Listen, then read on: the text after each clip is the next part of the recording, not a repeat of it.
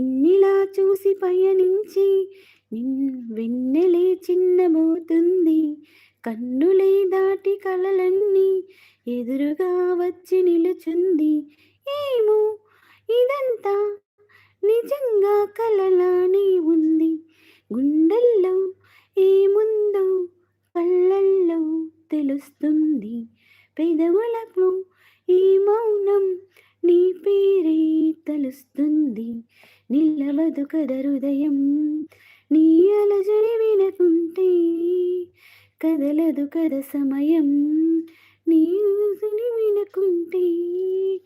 కథ నిజమో తెలియని తరుణమిది.